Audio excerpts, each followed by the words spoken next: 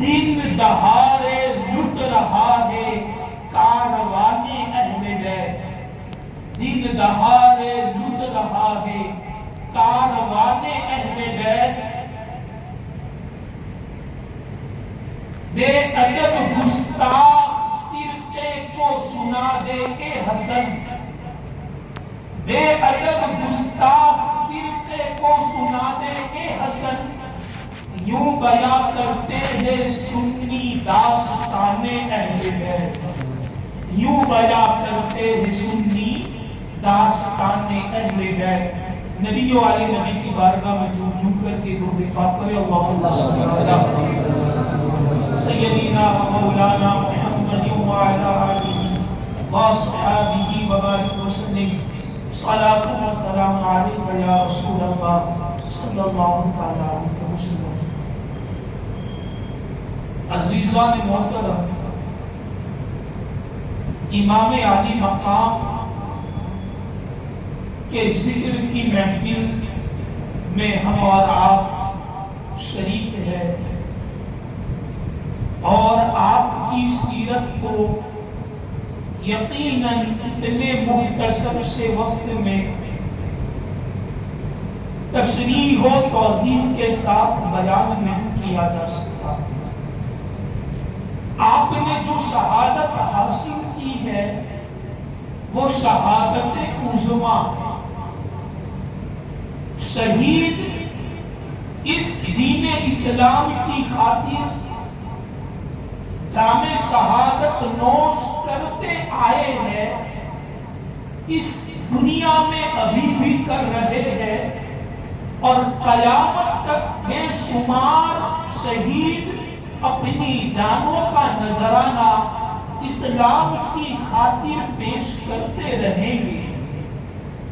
لیکن جیسی مصیبتیں، جیسی اذیتیں، جیسی صعوبتیں امام علی مقام نے برداشت کی ہے، آج تک ایسی مصیبتیں شہادت کے وقت کسی شہید نے برداشت نہیں کی۔ اسی لیے آپ کو صرف شہید نہیں کہا جاتا، آپ کو شہید اعظم کہا جاتا ہے۔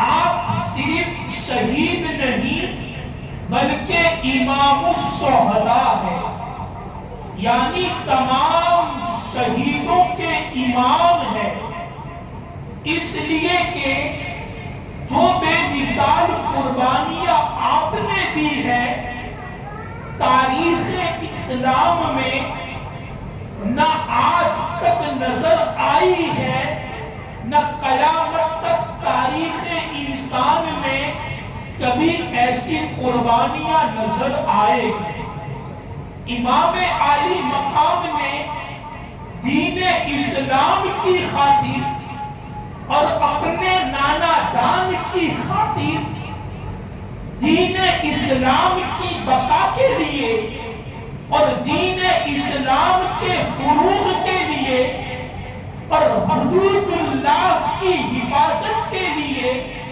صرف اپنی قربانی نہیں دی، بلکہ اپنے خاندان کو لٹا دیا، اپنے مال کو بھی لٹا دیا، اپنی اہل بیت کو بھی لٹا دیا، یہاں تک کہ 6 ماہ کے علی اصغر کو بھی آپ نے دین اسلام کی نذر کر دیا۔ یہ قربانی کوئی عام نہیں ہے، اور سامنے جو لشکر موجود تھا وہ لشکر بھی اپنے آپ کو اسلام کا دعوے دار تصور کرتا تھا، اور دین اسلام کا کلمہ پڑھنے والا اپنے آپ کو گمان کرتا تھا۔ ایک بات تو یہ ہے کہ امام علی مقام اپنے وطن کو چھوڑ کر کے بیگانوں کی بستی میں بے وطن ہو کر کے یتیمیت کے ساتھ اور مسافرانہ انداز میں بے آب و گیاہ میدان میں کھڑے ہیں، جہاں پانی بھی بند ہے، کھانا بھی بند ہے، اور وہاں مقابلہ کرنے والا اگر کوئی غیر ہوتا تو اتنا احساس نہیں ہوتا، لیکن جو مقابلے کے لیے آئے ہیں وہ غیر نہیں، وہ اسی امام کے نانا کا کلمہ پڑھنے والے ہیں، میدان میں نمازیں بھی ادا کرتے ہیں، اذانوں میں حسین کے نانا کے کلموں کو بھی بلند کرتے ہیں، اور وہ امام کا مقابلہ کرنے کے لیے آئے ہیں تو 1 2 یا 1000 کی تعداد میں نہیں، 22,000 کا لشکر جرار لے کر کے آئے ہیں۔ اب آپ اندازہ لگائیں، ہر ایک کے لیے پانی کی اجازت ہے، یہاں تک کہ جانور بھی پانی سے سیراب ہو رہے ہیں، لیکن یہاں حسین کے خیمے میں چھوٹے چھوٹے بچے پانی کے لیے تڑپ رہے ہیں۔ خاتون جنت کی چھاتیاں، جنتی خاتونوں کی چھاتیاں دودھ سے خشک ہو چکی ہے، ایک قطرہ دودھ کا نہیں آ رہا ہے، لیکن پانی آپ پر بند ہے، آپ کے اہل کھانا پر بند ہے، صرف اہل بیت رسول پر پانی بند ہے۔ پانی تو جانور بھی پی رہے تھے، وہاں سے کافر کو بھی اجازت ہے، لیکن امام عالی مقام پر آخر پانی کیوں بند کیا گیا؟ اس لیے کہ امام عالی مقام نے یزید کی بیعت کرنے سے انکار کر دیا تھا۔ آخر کار امام نے یزید کی بیعت کیوں نہیں کی، اور یزید کے ہاتھ میں اپنا ہاتھ کیوں نہیں دیا؟ تو اس کا جواب یہ ہے کہ امام عالی مقام نے اپنے نانا سے یہ وعدہ کیا تھا کہ نانا، میں آپ کی شریعت کا پاسدار رہوں گا، میں آپ کی شریعت پر سمجھوتا نہیں کروں گا، جب بھی آپ کے دین کی حفاظت کی باری آئے گی یا آپ کے دین کی حفاظت کا کوئی معاملہ پیش آئے گا تو یہ حسین اپنی جان کو دے دے گا، لیکن آپ کی شریعت سے سمجھوتا نہیں کرے گا۔ سامنے دیکھئے، ہاتھ میں ہاتھ اس لیے نہیں دیا کہ یزید زانی تھا، شرابی تھا، جوا خور تھا، ستے باز تھا، حدود اللہ کو توڑنے والا تھا، دارالحکومت سے پیسے کھانے والا تھا، دارالمال کا مال کھانے والا تھا۔ اتنا ہی نہیں بلکہ اس نے تو عورتوں کے ساتھ زنا کرنے کو عام کر دیا تھا، اپنی بہن سے، اپنی ماں سے نکاح کرنے کو اس نے عام کر دیا تھا، اس کی بھی اجازت دے رکھی تھی۔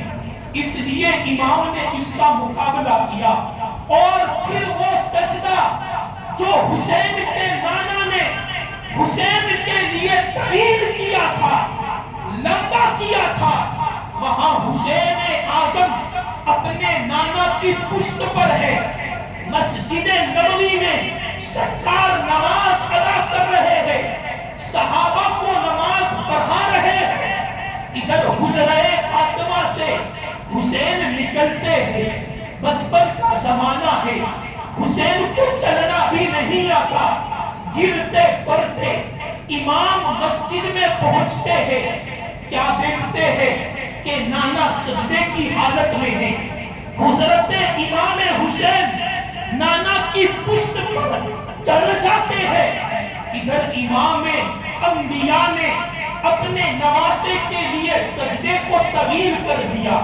لمبا کر دیا، امام حسین کے لیے نانا نے سجدے کو طویل کیا۔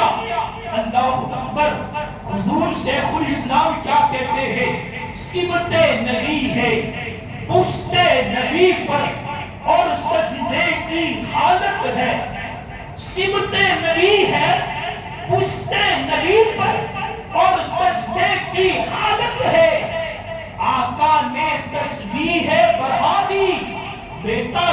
کچھ ایسا ہے، شہر نبی تیری گلیوں کا نقشہ ہی کچھ ایسا ہے، خلد بھی ہے مشتاق زیارت، روزہ ہی کچھ ایسا ہے۔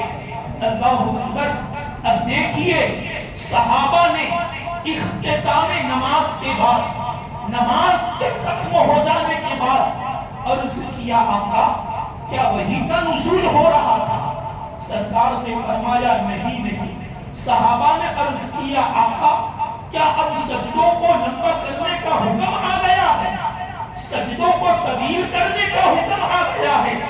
آقا نے فرمایا نہیں، میرے صحابہ تم جس چیز کا سوال کر رہے ہو اس کا جواب یہ ہے کہ نہ تو سجدوں کو لمبا کرنے کا حکم آیا ہے، نہ سجدے میں مجھ پر وحی کا نزول ہو رہا تھا۔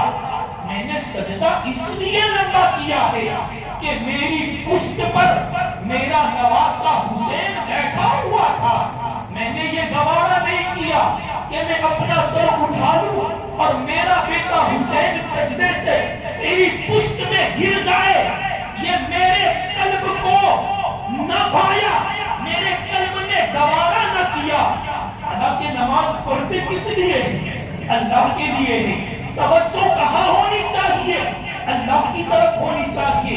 اگر توجہ ہٹتی ہے اور دھیان اس کی طرف چلا جاتا ہے، اور اگر بندہ جان بوجھ کر ایسا کرتا ہے تو یقیناً وہ نماز کے ثواب کو ضائع کر دیتا ہے، وہ نماز کا ثواب نہیں پا سکتا۔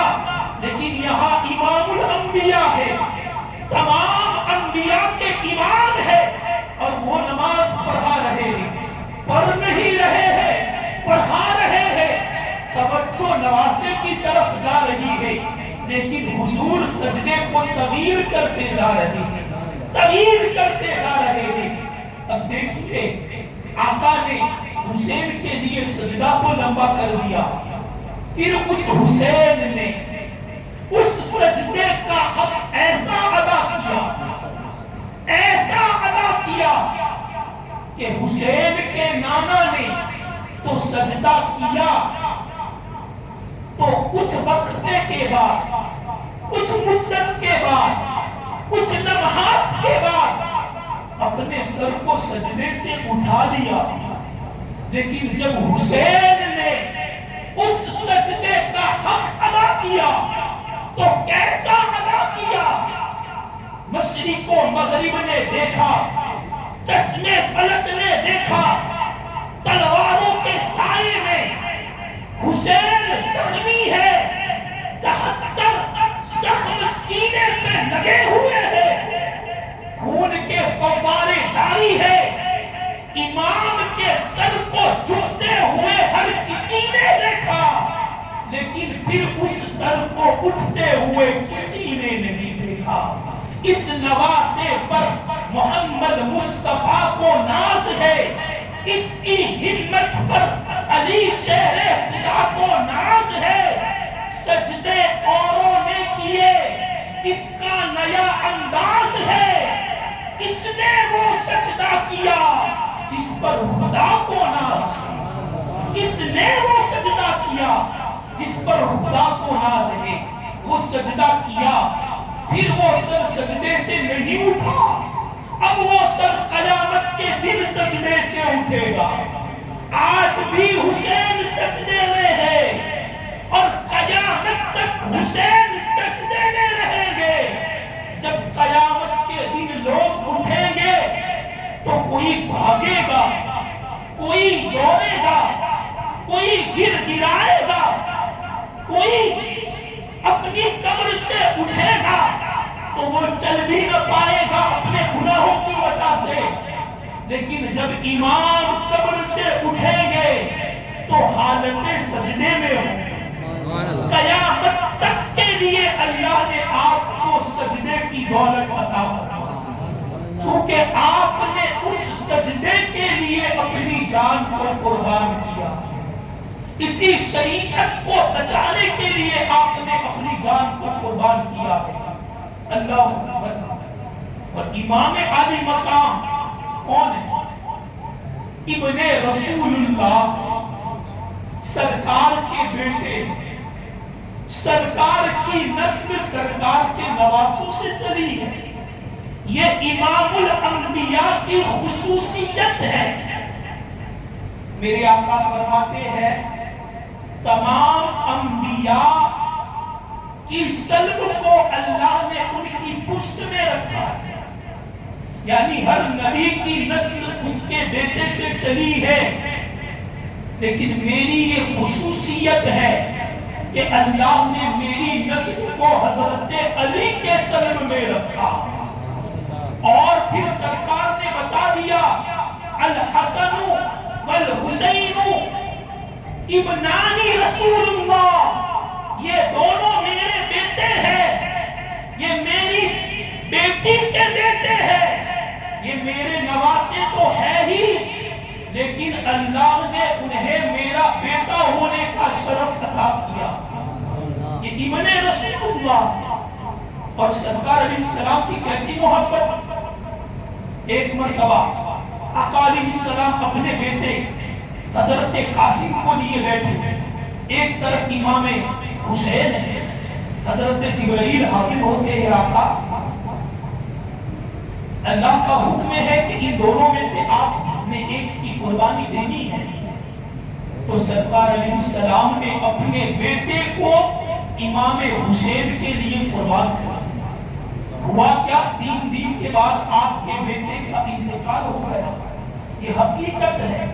یعنی سرکار نے امام حسین کے لیے اپنے بیٹے کی قربانی دے دی، لیکن امام حسین کو قربان کرنا سرکار نے گوارا نہیں کیا.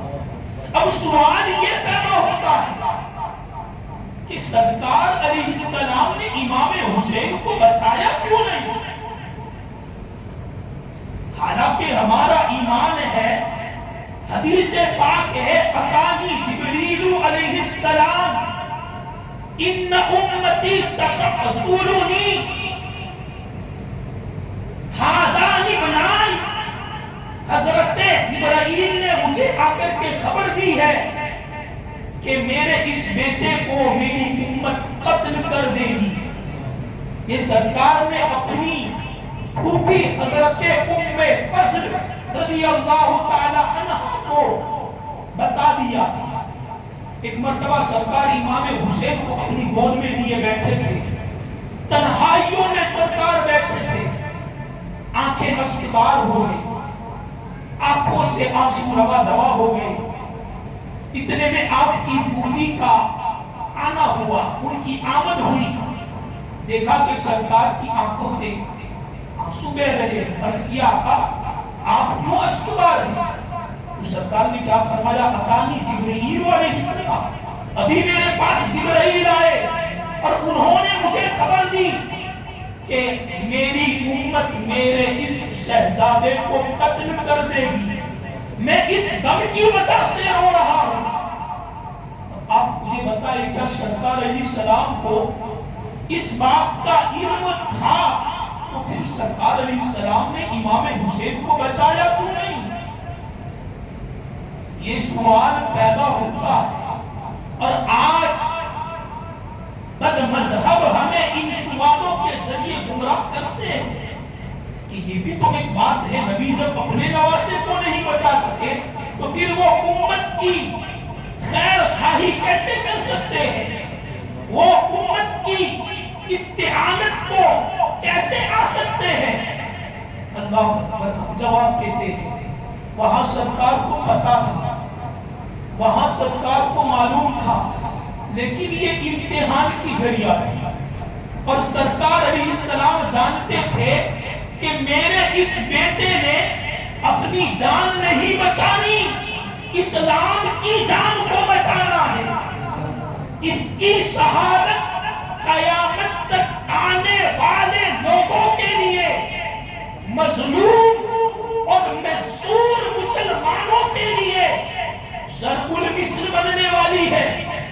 اس لیے سرکار نے اس امتحان میں امام حسین رضی اللہ تعالی عنہ کی مدد نہیں کی.